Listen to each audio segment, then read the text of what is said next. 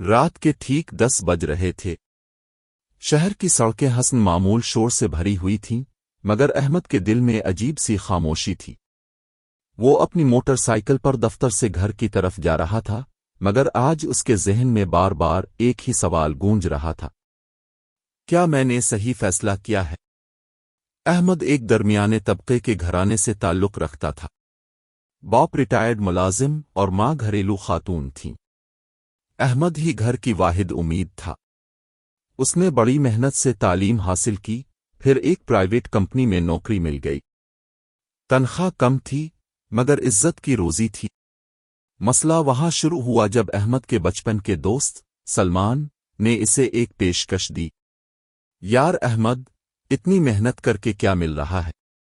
سلمان نے ایک دن چائے پیتے ہوئے کہا، میرے ساتھ ایک کام کر لو، صرف ایک ڈیل، پیسے ہی پیسے ہوں گے۔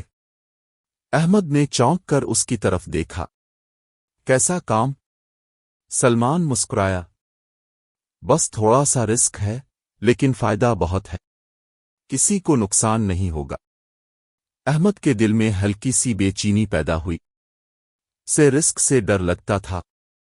وہ جانتا تھا کہ سلمان اکثر شارٹ کٹ پر یقین رکھتا ہے، مگر جب اس نے اپنے باپ کی دوائیوں، بہن کی فیس اور گھر کے بڑھتے ہوئے خرچ یاد کیے تو اس کے دل میں لالچ نے آہستہ آہستہ جگہ بنا لی۔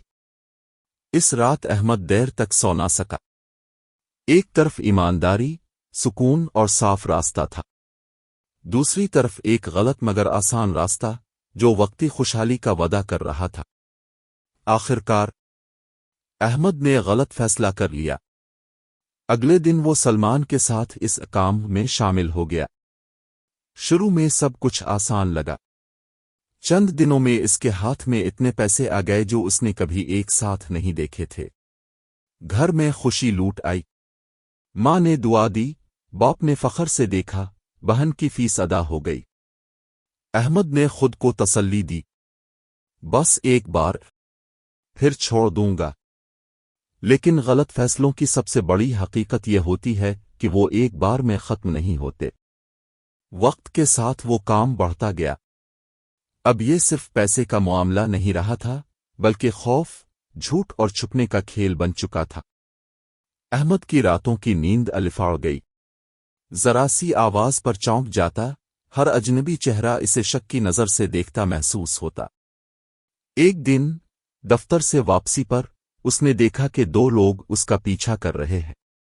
دل زور زور سے دھڑکنے لگا۔ اس نے رفتار تیز کر دی، مگر خوف اس کے ساتھ ساتھ دوڑ رہا تھا۔ اسی رات سلمان کا فون آیا۔ احمد، مسئلہ ہو گیا ہے۔ سلمان کی آواز کانپ رہی تھی۔ پولیس کو کچھ پتہ چل گیا ہے۔ احمد کے ہاتھ سے فون گرنے والا تھا۔ کیا؟ تم نے کہا تھا سب سیف ہے۔ میں نے نہیں سوچا تھا بات یہاں تک پہنچ جائے گی، سلمان نے ہچکچاتے ہوئے کہا۔ وہ رات احمد کی زندگی کی سب سے لمبی رات تھی۔ صبح ہوتے ہی پولیس نے سلمان کو گرفتار کر لیا۔ احمد ابھی تک آزاد تھا، مگر جانتا تھا کہ اب بچنے کا کوئی راستہ نہیں۔ چند دن بعد ایک پولیس افسر اس کے گھر آیا۔ احمد کی ماں دروازے پر کھڑی تھی۔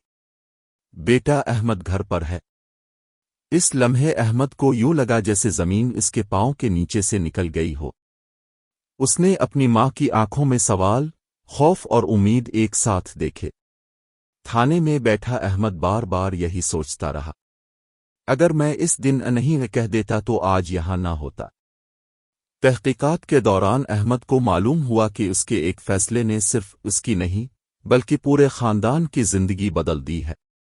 باپ کی نظریں جھک گئیں، ماں خاموش ہو گئی، بہن کا خواب ٹوٹ گیا۔